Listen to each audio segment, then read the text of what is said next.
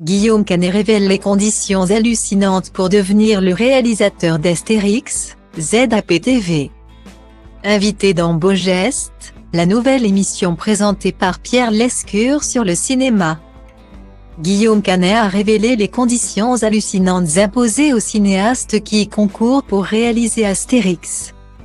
Depuis quelques jours, Guillaume Canet est omniprésent dans les médias, alors que le compte à rebours pour la sortie d'Astérix et Obélix, l'Empire du Milieu, a été lancé.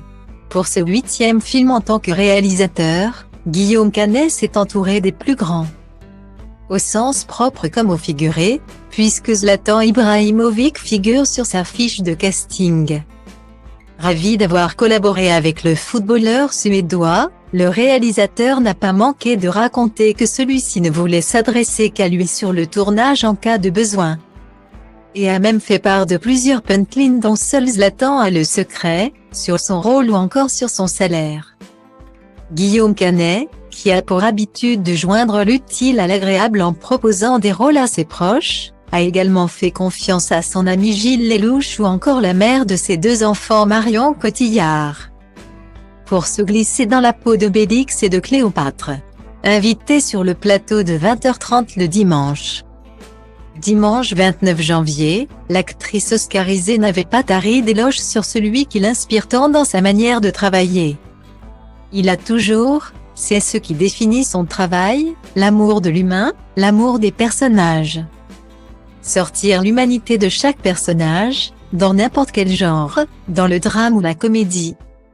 C'est ça qui l'intéresse. Et il le fait tellement brillamment. Avait-elle confié. Alors que le film sera disponible dans les salles obscures à partir de ce mercredi 1er février.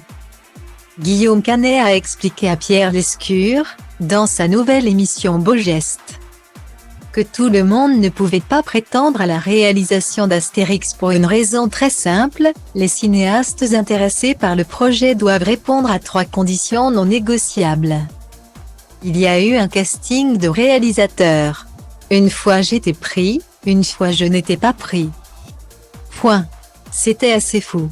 Il fallait avoir gagné un César, avoir fait plus de 2 ou 3 millions d'entrées et avoir fait un film en langue anglaise, a-t-il confié. Des cases heureusement toutes cochées par Guillaume Canet, qui s'est vu confier un budget de pas moins de 64 millions d'euros.